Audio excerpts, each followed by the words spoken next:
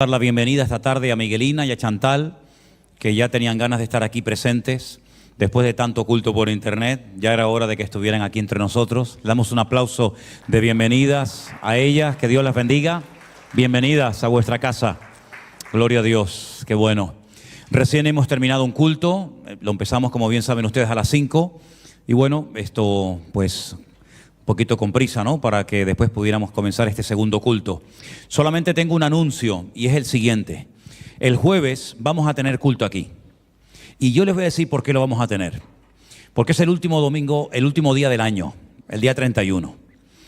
Y aunque sé que a lo mejor hay algunos que tienen, no sé, organizado o tienen pensado hacer algo especial con amigos o con la familia o con quien sea, yo creo que deberíamos hacer todos un esfuerzo. Lo dije en el culto anterior y lo digo ahora. Yo creo que deberíamos hacer un esfuerzo. Yo sé que hay algunos que no vienen nunca los jueves, sino solamente los domingos, y otros que vienen los domingos que no vienen los jueves o viceversa. Pero yo creo que, dado que es el último culto del año, después de todo lo que ha caído, después de todo lo que ha sucedido, yo creo que tendríamos que tener un culto de acción de gracias este jueves. Además, vamos a hacer algo especial que no solemos hacer, y es hacer una reunión por Zoom, en vivo, en tiempo real, con todos los hermanos que forman parte de nuestra iglesia virtual de todo el mundo. Para ellos es una ilusión tremenda el poder estar en directo en un culto. Yo le voy a pedir a muchos de ellos que den testimonio, y a mí me gustaría que todos pudiéramos tener el jueves un culto diferente, donde algunos de ustedes dieran testimonio de lo que han aprendido, de lo que han recibido, de todo lo que ha sido para ustedes este año. Así es que el culto va a ser como siempre, a las 7, ¿vale? Hay algunos hermanos que me han dicho, yo voy a venir, pero a lo mejor no puedo estar así, el culto dura mucho. Yo no sé exactamente cuánto va a durar. Generalmente los cultos de los jueves no son cultos muy extensos. A lo mejor este es un poquito más, pero les puedo asegurar que máximo 1 hora y media podemos estar pensando en salir, ¿de acuerdo? Así es que el jueves 31 de diciembre vamos a estar aquí a las 7 de la tarde y vamos a darle lugar a todos los que quieran compartir un testimonio. Van a haber muchísimas personas conectadas, las vamos a poner ahí en las pantallas para que ustedes los puedan ver a ellos y ellos al mismo tiempo le puedan ver a ustedes y conocerlos. Yo sé que algunos de ustedes conocen a muchos hermanos y hermanas y familias de otros países que forman parte de la iglesia virtual, a lo mejor todavía otros no, pero yo creo que va a ser un tiempo muy especial que no lo podemos perder. Así que ese era el anuncio que quería compartir con todos ustedes. Y también Armandito, bueno, darle la bienvenida a Armando. Ya es que eso de Armandito ya a mí no me sale, tú. Darle la bienvenida a Armando Junior, Armando 2, pues no sé, es como darme la bienvenida a mí cuando venga a mi casa, ¿no? Ya está en su casa, por lo tanto, bueno, bienvenido también, pero bueno, es como si no se hubiera ido. Lo que pasa es que ahora ya no habla bien el castellano. Ya ahora se nos va por la línea del catalán, entonces ya ahí es más complicada la cosa. Pero bueno, benvingut, ¿no? ¿Cómo es? Benvingut, ok, muy bien. Hermanos queridos, vamos a orar un momentito, vamos a comenzar a compartir la palabra del Señor. Último domingo del año, parece mentira, último domingo de 2020. ¿Cuántas cosas podríamos contar? ¿Cuántas experiencias? ¿Cuántas cosas quedarán en nuestra memoria grabadas por toda la vida? Porque ha sido sin lugar a dudas un año totalmente diferente a cualquier otro año que hayamos podido vivir. Yo sé que hay fechas muy señaladas en la vida de todas las personas, ¿vale?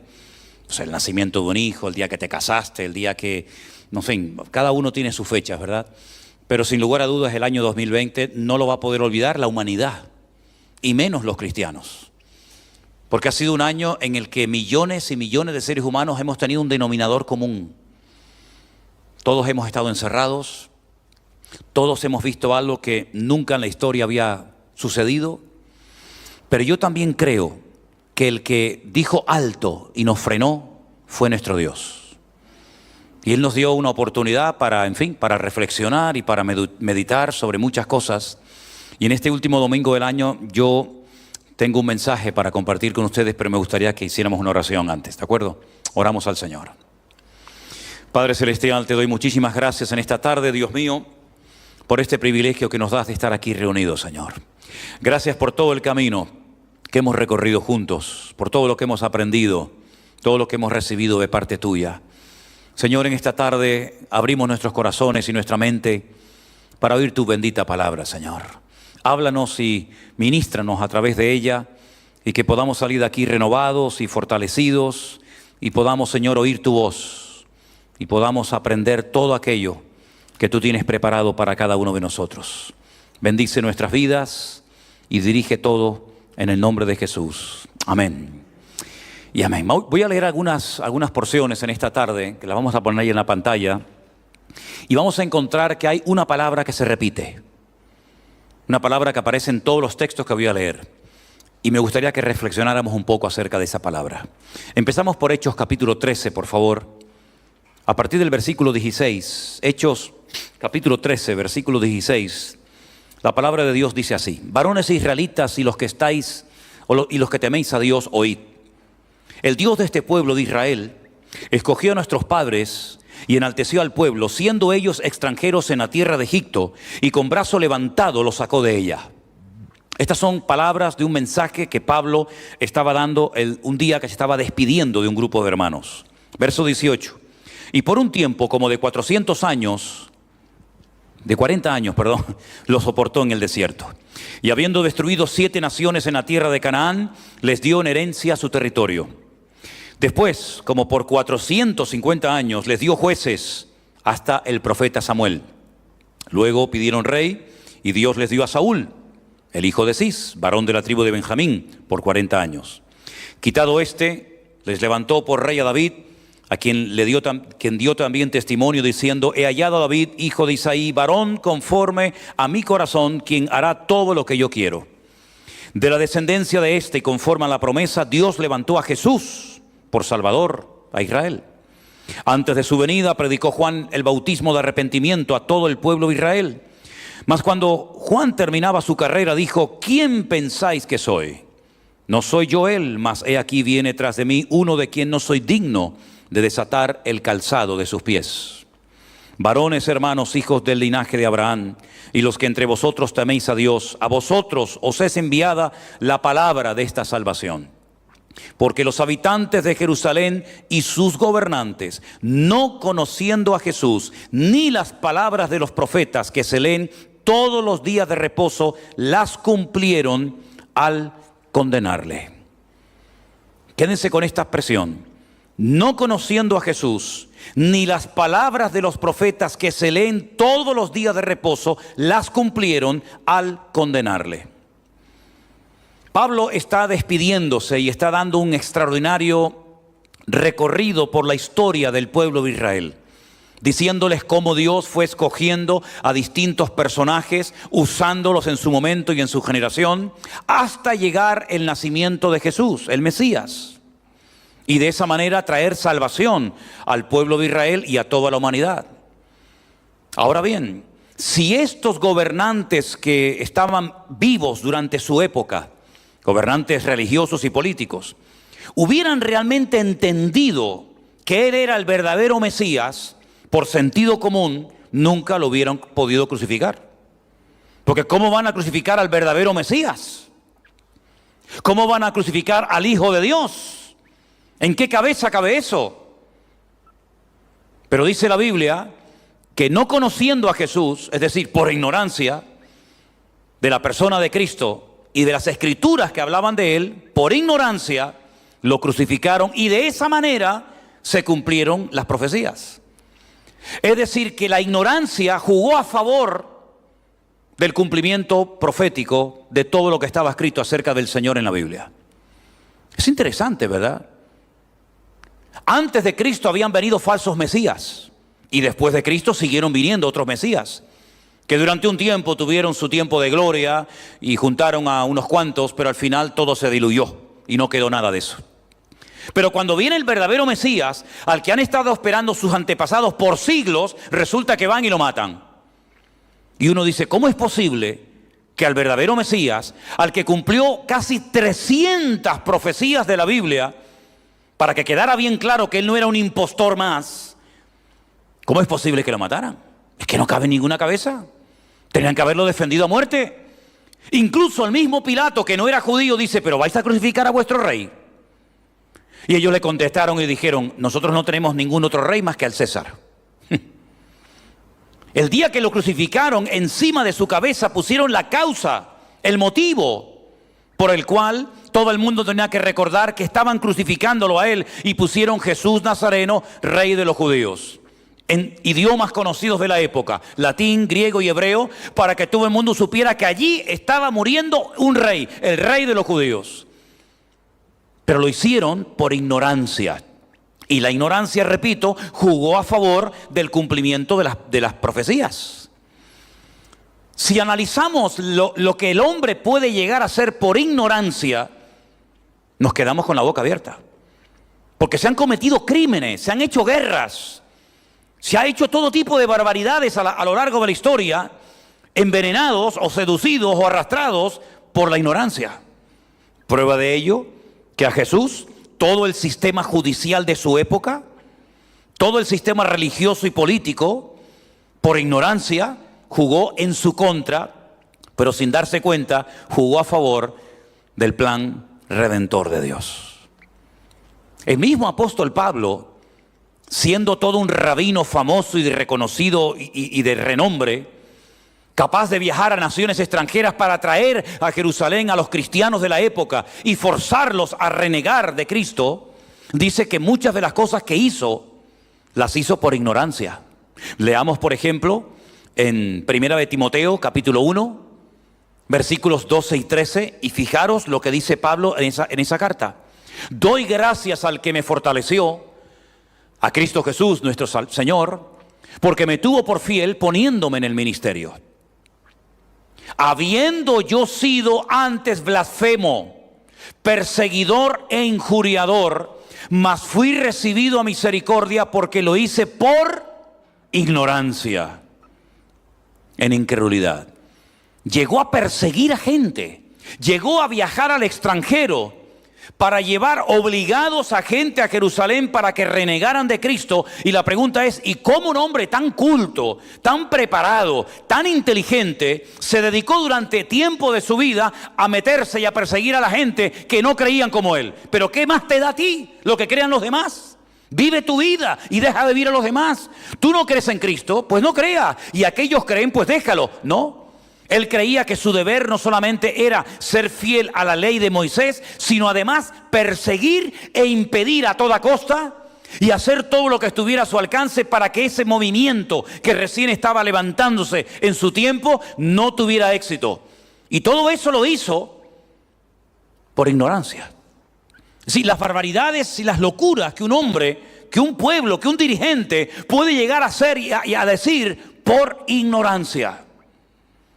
Al mismo Señor Jesucristo, dice la Biblia, que sus dirigentes políticos y religiosos lo rechazaron y lo crucificaron por ignorancia, aunque esa ignorancia sirvió para que se cumpliera el plan de Dios. En el libro de los Hechos, el capítulo 3, el día que Pedro predica en esa famosa fiesta de Pentecostés o fiesta de Shavuot, él vuelve a decir algo referente a la ignorancia. Hechos capítulo 3, del 14 en adelante, dice la palabra de Dios así.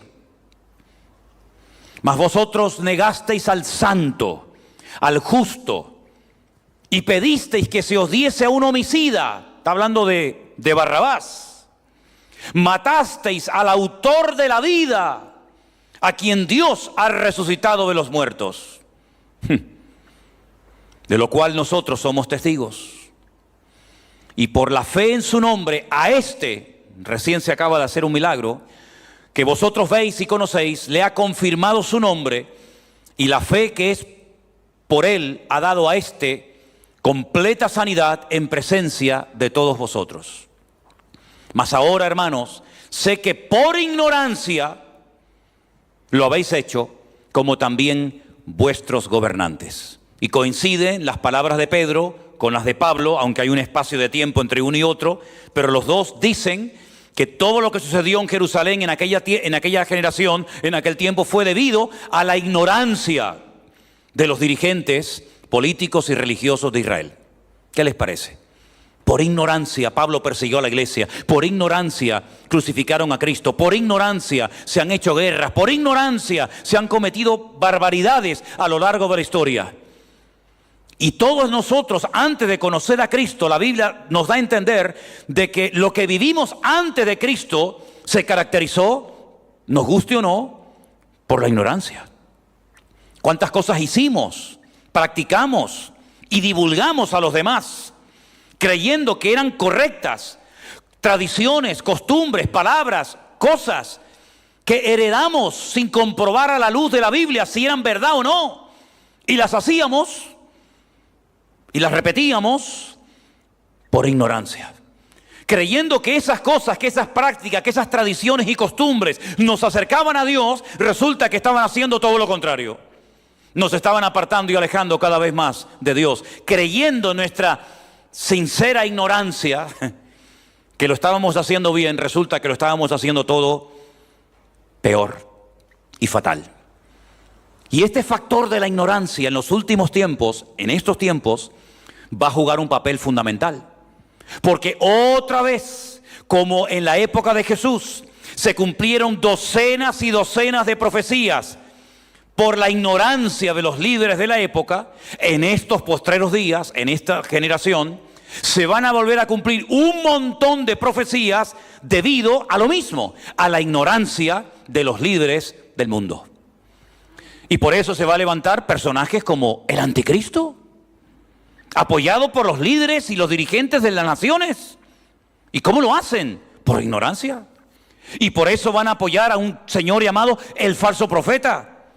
Y uno dice, pero ¿cómo gente culta, gente con carreras, gente con estudios, gente con preparación van a ser capaces de apoyar a lo peor que va a surgir en la historia de la humanidad? Lo van a hacer por ignorancia.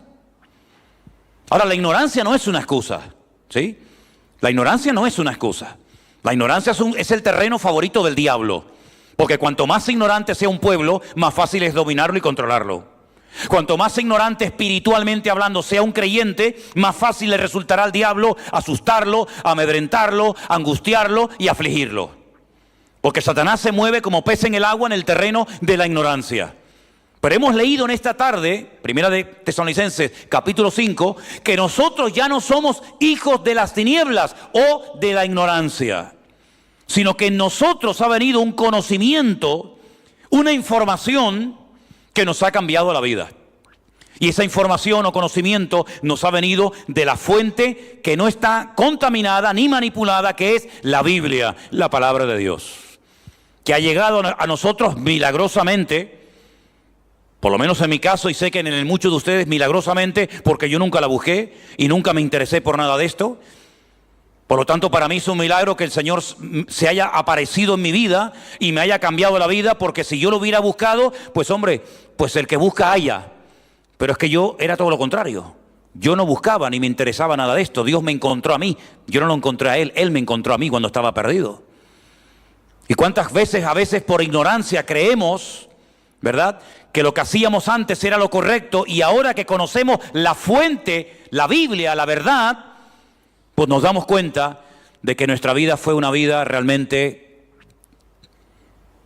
triste, una vida en la que creíamos tener la verdad y estábamos andando en la mentira.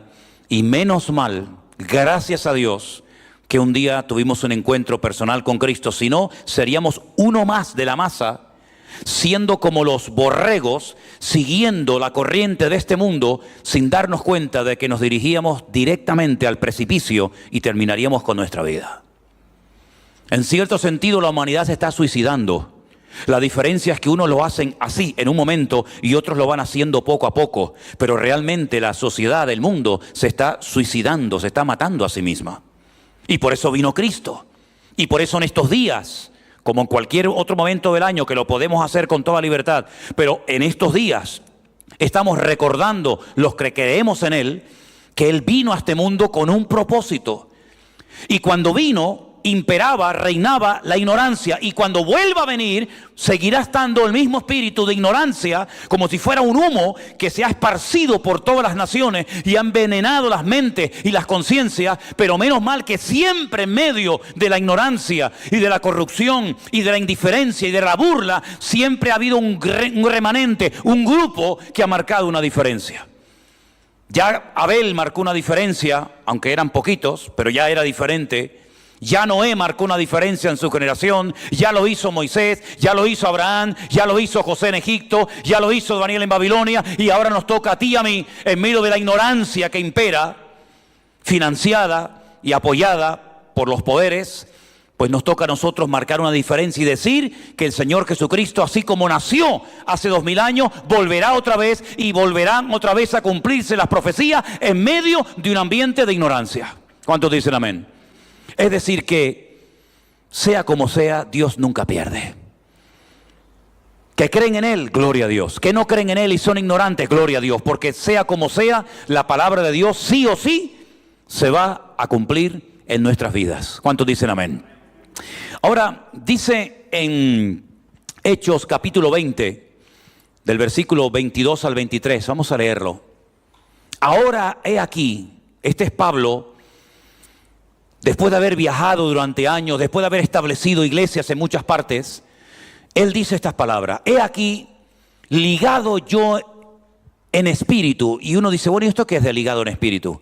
Es decir, él sentía, lo he leído y lo he estudiado en el idioma original, en el griego, y es como, yo tengo un sentido del deber tan elevado, tengo tan claras mis ideas y mis responsabilidades como siervo de Dios, que tengo que subir a Jerusalén sin saber lo que allá me ha de acontecer. Eso es lo que más o menos Pablo está diciendo.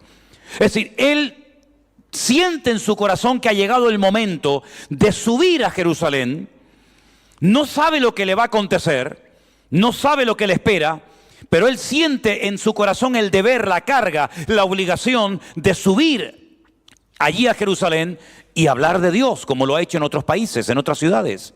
Y ahora dice aquí, salvo que el Espíritu Santo por todas las ciudades donde voy me da testimonio diciendo que me esperan prisiones y tribulaciones.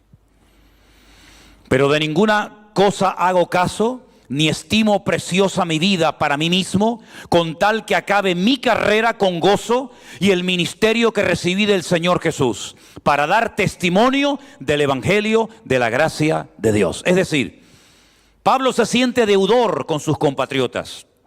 He hablado en Iconio, he hablado en Bitinia, he hablado en tantos lugares, pero él siente en su corazón que ha llegado el momento de subir a Jerusalén, donde están los religiosos, los escribas, los fariseos, donde nació la iglesia allí en el día de Pentecostés. Y él dice, yo realmente no sé lo que me va a suceder, aunque el Espíritu Santo me viene dando testimonio por todas partes donde voy, de que me esperan prisiones, me esperan cárceles y me esperan cosas no muy agradables, humanamente hablando. En uno de esos lugares donde se le dio testimonio de lo que le esperaba fue en una ciudad llamada Cesarea. En Cesarea había un hombre llamado Felipe, que fue diácono de la iglesia primitiva. Y estando él un día comiendo en la casa de Felipe, apareció por allí un tal Agabo, que le dijo a Pablo, déjame tu cinturón un momento. Y dice que pidió que con esa cuerda le amarraran las manos y los pies y le dijo a Pablo, Pablo, mira bien lo que te voy a decir. Así como me están amarrando a mí con este cinturón, con esta cuerda, a ti te van a hacer lo mismo como subas a Jerusalén. Esto es lo que te van a hacer. No vas a ser bien recibido, al contrario. Van a tergiversar todo, no van a entender nada. Y sabemos que desde ese día que Pablo subió a Jerusalén hasta el final de sus días, todos sabemos todo lo que le ocurrió. Intentaron persuadirlo, intentaron decirle, no subas. El Señor no le estaba diciendo que no subiera. El Señor le estaba advirtiendo de que si subía, esto es lo que te va a pasar. Luego en ti está si subes o no. Y Pablo decidió subir. Porque él dice que él estaba dispuesto no solamente a estar en tumultos, en cárceles, en persecuciones, sino incluso si era necesario dar su vida, él estaría dispuesto a hacerlo. Él tenía una información y actuó en consecuencia a esa información. ¿Por qué les pongo este ejemplo? Porque hemos visto a la luz de otros pasajes que muchas cosas horribles se hicieron en la vida por ignorancia. Incluso puse el ejemplo de Pablo, que él también actuó en un momento determinado de su vida bajo la influencia negativa de la ignorancia. Pero ahora no. Ahora no es un ignorante. Ahora él sabe porque el Espíritu Santo le está dando testimonio de que si subes a Jerusalén, esto y esto es lo que te va a pasar. Es decir, con la información que él recibió, él actuó en consecuencia y fue coherente con su fe y con su creencia. Nosotros desde el 14 de marzo, desde el 15, mejor dicho, de este año, de marzo, hasta el día de hoy, hemos recibido muchísima información acerca de los acontecimientos finales, acerca del anticristo, acerca de las profecías de los últimos tiempos. Es decir, nunca ha habido una invasión, si me permiten la palabra, de tanta palabra, de tanto conocimiento, de tantas cosas de la Biblia como en estos últimos meses. Y el que ha querido aprender ha tenido muchas oportunidades para aprender, y el que ha querido madurar y crecer ha tenido oportunidades, y el que no ha querido aprender y el que no ha querido cambiar, ahí se ha quedado. Ahora bien, con toda la información, con todas las experiencias, con todo el conocimiento que hemos aprendido en carne propia, donde no ha habido un área donde Dios no nos ha probado, hermanos. Hemos sido probados como nunca antes en nuestra vida. ¿Qué vamos a hacer con todo lo que hemos aprendido? Con todo lo que hemos vivido en el 2020. ¿Qué vamos a hacer con todo eso? ¿Se lo contaremos el día de mañana a nuestros nietos o a sabe Dios a quién? Una vez vino al mundo una pandemia y estuvimos durante meses con las iglesias cerradas y la gente conoció el evangelio por internet, y vamos a contar simplemente como una batalla, como esas personas que cuentan las glorias del pasado pero que no tienen nada que contar en el presente. ¿O vamos a utilizar toda esa información para prepararnos de cara al próximo año, que decimos como Pablo, no sabemos lo que acontecerá, pero sí sabemos, porque lo hemos aprendido en carne propia, que por muy difícil y dura que sean las situaciones y las dificultades y los problemas, más grande será la fidelidad y el poder de Dios?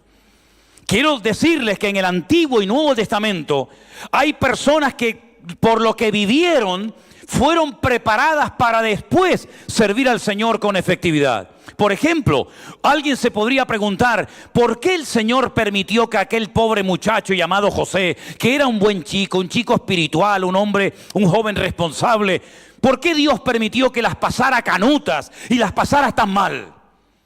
¿Por qué no hizo que sufrieran sus hermanos?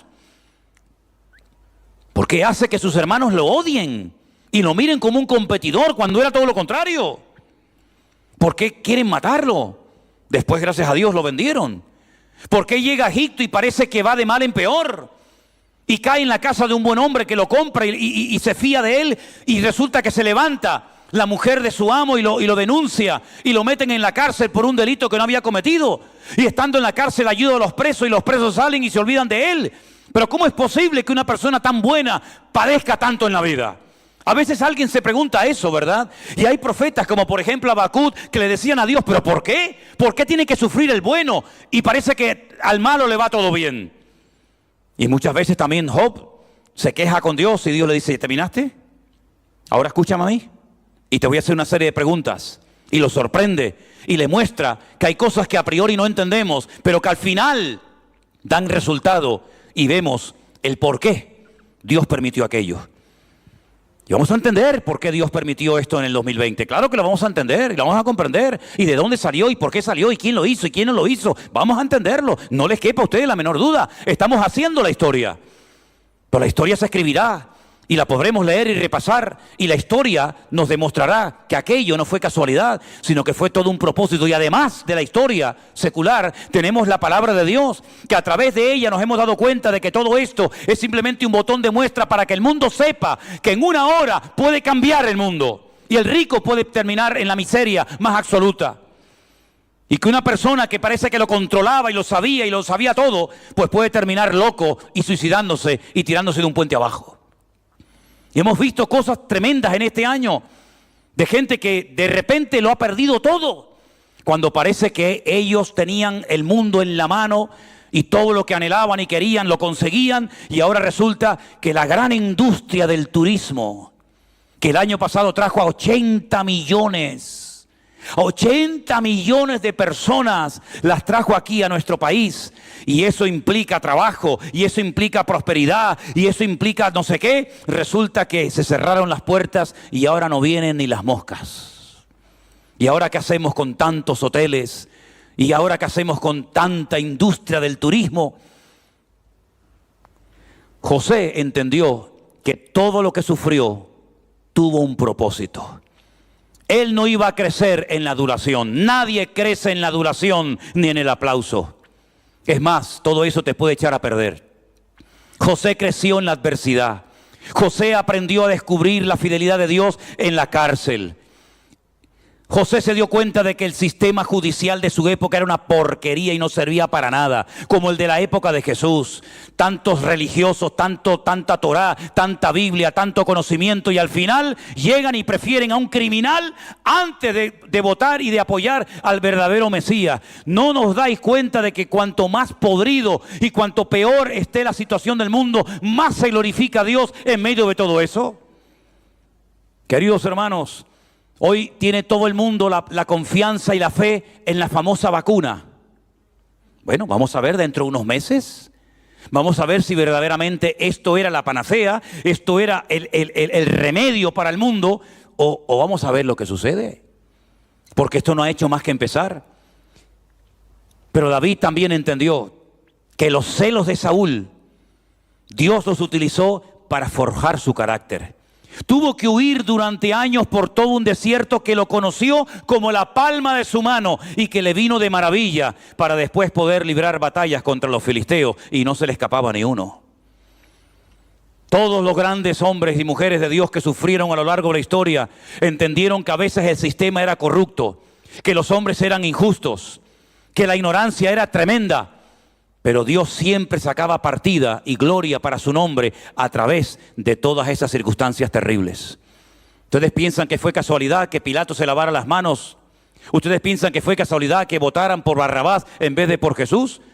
¿Ustedes creen que fue casualidad que Judas, un discípulo de Cristo, que vio milagros, que vio cosas que ningún hombre habrá visto en su vida, que fuera el traidor y lo vendiera por una pequeña cantidad de dinero? Nada fue casualidad en la vida de Jesús y nada ha sido casualidad durante el año 2020. Dios ha sacado jugo, Dios ha sacado gloria para su nombre a través de todas estas circunstancias, y hemos crecido y hemos madurado y hemos visto la gloria de Dios como nunca antes en nuestra vida la habíamos visto. Prueba de ello es que después de todo lo que ha pasado, todavía seguimos aquí alabando al mismo Dios. La pandemia no pudo con nosotros, ni podrá. Porque el Señor dijo hace 2000 años que las puertas del Hades, del infierno, no prevalecerán contra la iglesia. Podrá haber ignorancia, podrá haber indiferencia, pero también la hubo en la época de Noé.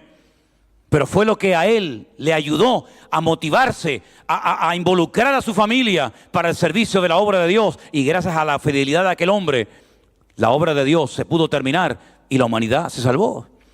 Y yo no sé por qué Dios nos permitió vivir todas estas experiencias que hemos tenido en los últimos meses, en las últimas semanas.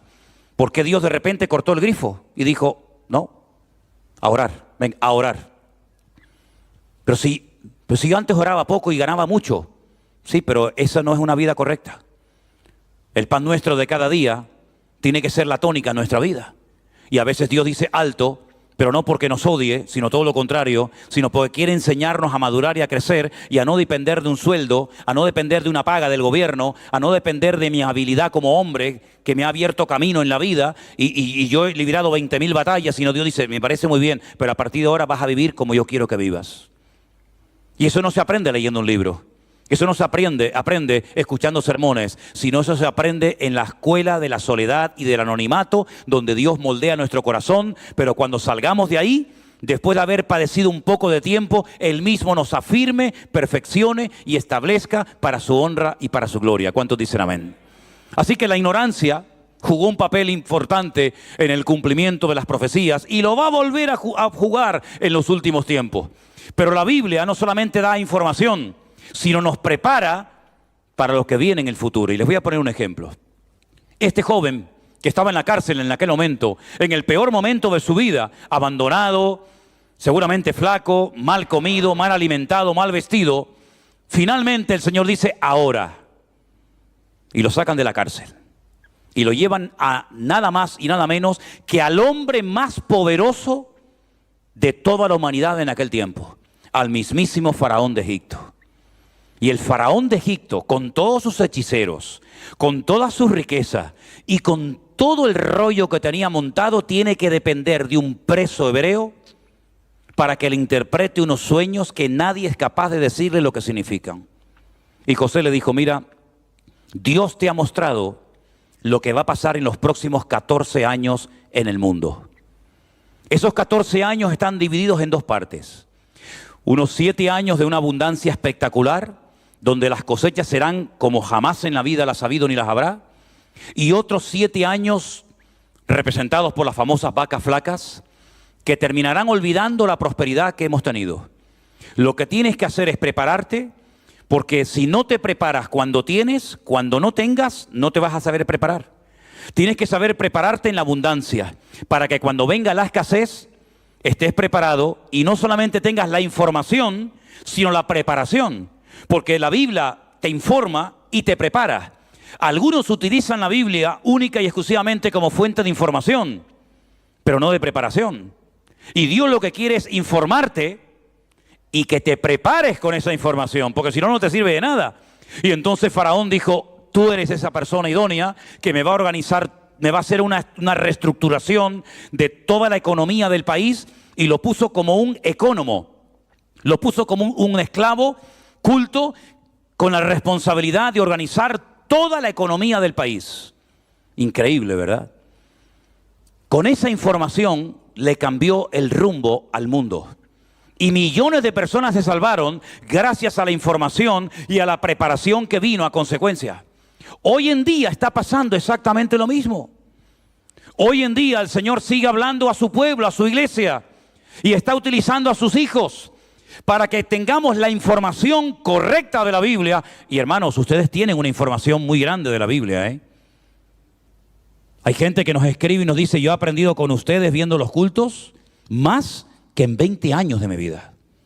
Y nos lo dice gente que lleva toda la vida en iglesias. El otro día nos escribió una señora de 70 y pico de años y nos decía, hace mucho tiempo que está cerrada nuestra iglesia y yo en contacto con ustedes he aprendido más sin salir de mi casa oyendo y escuchando la palabra, más que en toda mi vida.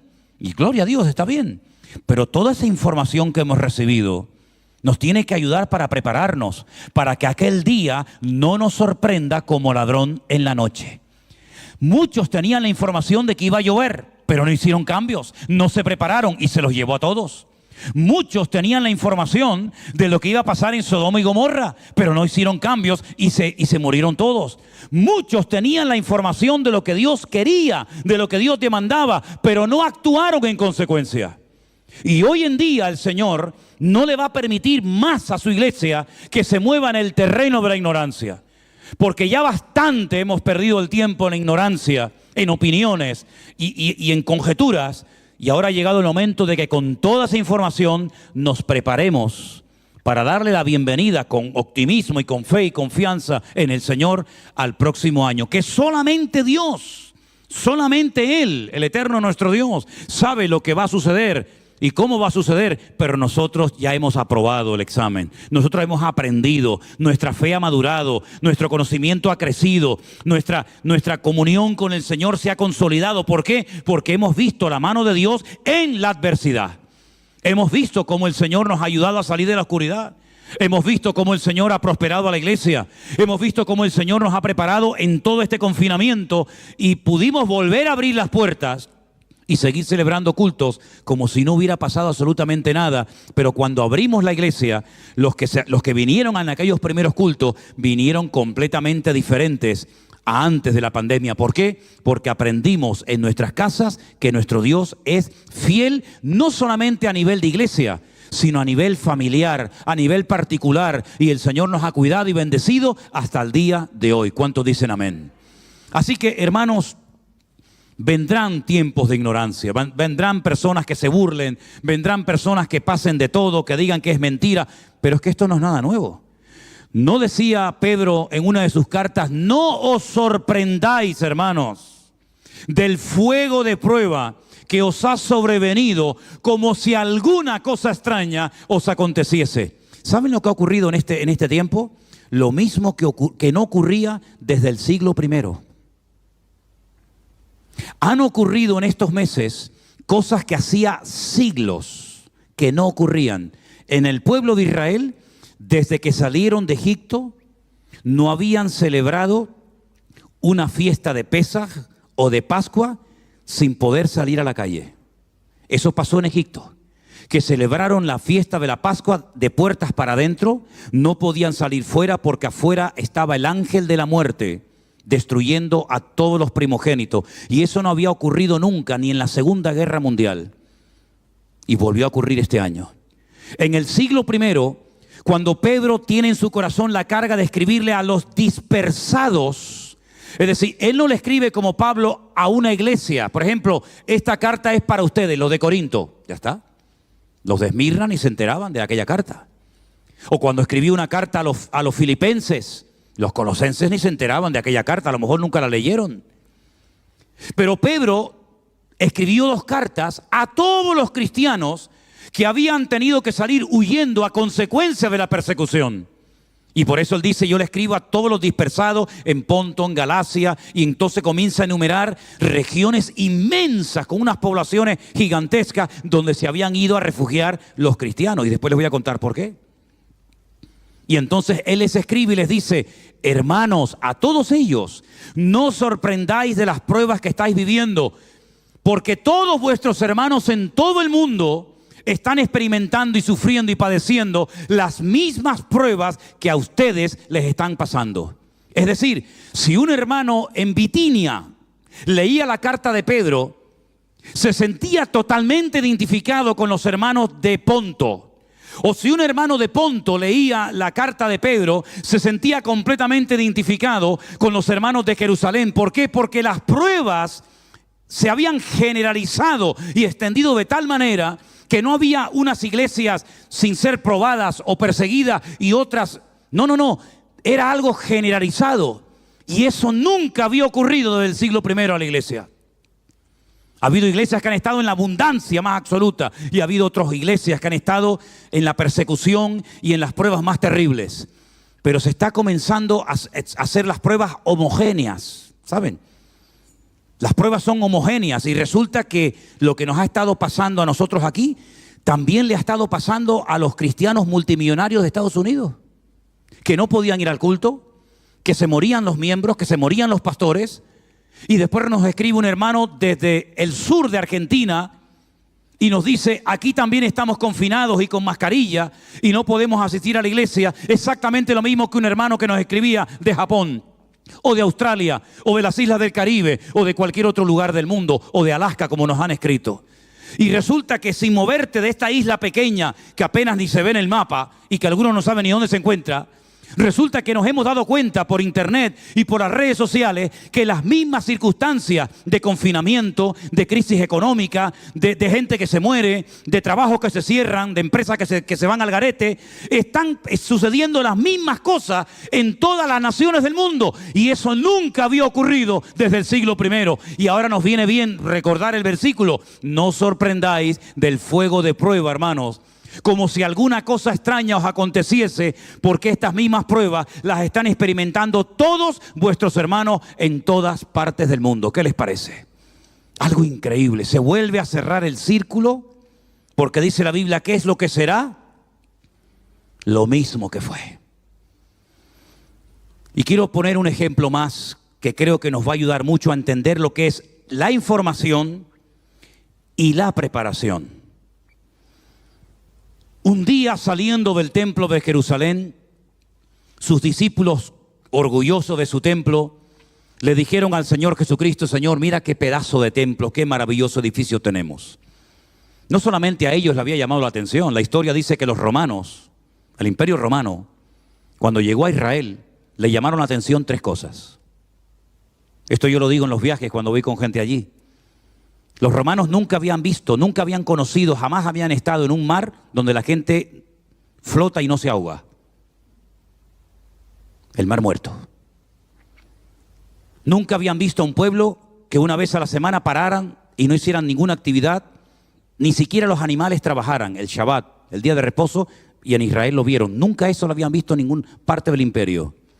Y nunca habían estado en un templo vacío de imágenes. Un templo enorme, pero donde no había esculturas de dioses, de imágenes, porque al Señor tu Dios adorarás, a Él solo servirás, y a Él no se le pueden hacer esculturas ni imágenes, ni nos podemos postrar delante de imágenes. Y eso le llamó la atención a los romanos. ¿Dónde están vuestros dioses? ¿Para qué queréis un templo tan grande y tan hermoso si al fin y al cabo está vacío? Según ellos estaba vacío, pero estaba más lleno que nunca, ¿verdad? Ahora bien, cuando los judíos o cuando los discípulos judíos salieron del templo, le enseñaron al Señor el templo. Y el Señor se les queda mirando y les dice: observar bien todo esto, porque llegará el día cuando no quedará piedra sobre piedra que no sea derribada. Aquello fue tan impactante para ellos. Es como si te dicen a ti que tu país va a ser destruido dentro de 15 días. ¿Cómo se te sacude, no? Que ya tu isla, tu país, tu ciudad, tu pueblo va a ser arrasado y no va a existir nunca más. ¿Cómo te quedas? Ellos salieron pensando, dándole vueltas a la cabeza. Bajaron todo el torrente del Cedrón, comienzan a subir rumbo al Monte de los Olivos. Dentro del Monte de los Olivos hay un huerto, un lugar donde se prensaba la aceituna para hacer el aceite, el oro líquido, que se llama el huerto de Getsemaní. Y dice que 4, ¿cuántos discípulos tenía Cristo? 12. Pues la Biblia dice en uno de los evangelios que 4, y dice el nombre de los 4.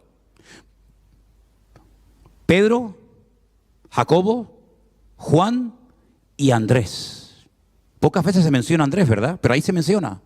Repito, Pedro, Jacobo, Juan y Andrés, llamándolo aparte, le dicen: Señor, ¿qué señal habrá de tu venida y del fin del siglo? De tu venida, pues si lo tienen ahí, ¿de qué venida estamos hablando? Interesante, ¿verdad? ¿Qué señal habrá de tu venida y del fin del siglo? Porque acabamos de oír que el templo va a ser destruido. Y entonces, si quieren oír la respuesta espectacular, amplia, rica en información, lean Mateo 24 esta noche. Ahí está toda la respuesta a la pregunta de los 4 discípulos. Eso fue en el año 33 después de Cristo, más o menos, la respuesta. Año 70 después de Cristo, ya los discípulos están todos muertos, menos Juan, que aún estaba vivo. Templo de Jerusalén, llega Tito, hijo del emperador Vespasiano, arrasa con el templo, lo quema, se llevan los tesoros a Roma, construyen el famoso Coliseo romano, un templo pero la muerte, y se cumple la profecía literalmente. Flavio Josefo, que si pueden leer los libros que escribió este tremendo historiador, le van a enriquecer una barbaridad, relata todo lo que ocurrió en la destrucción del templo de Jerusalén. Fue una tragedia nacional de tal magnitud que todavía en el siglo XXI Israel no se ha recuperado. Fíjense lo que les digo. Todavía están llorando por el templo destruido de Jerusalén en el siglo I. Y todavía lloran, y todavía se lamentan, y todavía oran para volver a ver reconstruido el templo. Imagínense el impacto tremendo que produjo la destrucción de aquel templo. Ya no hay más templo, no hay más sacrificio, ya no hay nada. Se acabó la vida religiosa de Israel. Ahora la diáspora, a buscarse la vida por el mundo. Flavio Josefo dice que los romanos crucificaron a miles y a miles de personas que vivían en aquel tiempo en Jerusalén. Pero algo que le sorprendió tremendamente a Flavio Josefo, ¿saben lo que fue? Que murieron muy pocos, poquísimos cristianos. Y uno dice, pero si la iglesia nació en Jerusalén, ¿se acuerdan? En el día de Pentecostés, que se convirtieron un día 3.000, otro día se convirtieron 8.000. Y ahora podemos entender por qué con la muerte de Esteban se produjo una persecución tremenda contra la iglesia y tuvieron que salir todos corriendo. Unos se fueron a Samaria, otros se fueron a otros países, a otros continentes. Y cuando llegó el año 70 después de Cristo y se destruyó la ciudad de Jerusalén y le prendieron fuego al templo, muy pocos cristianos vivían en Jerusalén porque recordaban la información que el Señor les había dado de que no quedaría piedra sobre piedra, y con esa información se prepararon y salieron corriendo antes de que los mataran a ellos en Jerusalén. ¿Te das cuenta? Dios te da información, aquí la tienes, correcta, no le falta nada, Pero ahora con esa información, tú sabrás lo que tienes que hacer. Tú sabrás las medidas preventivas que tienes que tomar a partir de ahora en tu casa. Tú sabrás los cambios en tu economía que tienes que tomar a partir de ahora. Tú sabrás el giro que le tienes que dar a tu ministerio a partir de ahora. A mí me ha hablado este año Dios como no me ha hablado en 40 años. Y yo ya tengo planificado, con la ayuda del Señor, lo que va a ser el año que viene en mi vida. Porque todo lo que he aprendido este año, si queda aquí encerrado en 4 paredes, pues hemos perdido el tiempo, queridos. En otras palabras, Dios nos da información para que nos preparemos. Yo como pastor, tú como oveja, y cada uno de nosotros tendrá que tomar las medidas, porque el próximo año no vamos a poder movernos en el terreno de la ignorancia. Ya eso no funciona. Ahora somos hijos de luz. Y ahora he tenido la teoría y la práctica. Y ahora con eso, búscate la vida. ¿Cuántos dicen amén? Oramos al Señor en esta noche, hermanos. Cierre sus ojos ahí donde está. Y recuerde que Dios nos sacó de la ignorancia para que le sirvamos con efectividad en su reino. Que Dios no quiere que nunca más volvamos a movernos en la ignorancia, en el desconocimiento, sino en la luz. Porque la luz disipa las tinieblas. Y ya bastante ignorancia y tinieblas hemos tenido en nuestra vida como para volver atrás. Tal vez la gente de la calle no ha aprendido nada. Incluso hasta le han perdido el miedo a todo esto que está ocurriendo, el respeto. Y siguen como si nada, ciegos, viviendo la vida como aquellos que antes del diluvio comían y bebían y no eran conscientes de lo que se les venía encima hasta el día en que Noé entró en el arca. Y va a pasar lo mismo, está pasando lo mismo en los últimos tiempos. Ha habido un confinamiento, ha habido miles y miles de personas que han muerto. Ha habido personas que lo han perdido todo y el mundo sigue jugando no sé a qué. Pero nosotros los cristianos hemos aprendido que lo que dice la palabra de Dios se va a cumplir. Y esto ha sido un pequeño botón de muestra de cómo el mundo puede cambiar en una hora y meter a miles y miles de millones de personas en sus casas sin poder salir ni de aquí a la esquina. Todo eso ha sido una escuela, ha sido una prueba que Dios nos ha mandado. Y te damos gracias por lo que hemos aprendido durante todo este tiempo, Señor, estos meses. Te damos gracias porque tú, Señor, sobre todo nos has mostrado que tú nunca abandonas a tu iglesia, que tú cuidas de tu pueblo. Y te ruego, Señor, que tú fortalezcas nuestra vida para que ahora más que nunca te sirvamos con efectividad en tu reino. Gracias por todo lo que nos has enseñado, Señor. Gracias por todo lo que hemos vivido en carne propia en estos meses, Señor.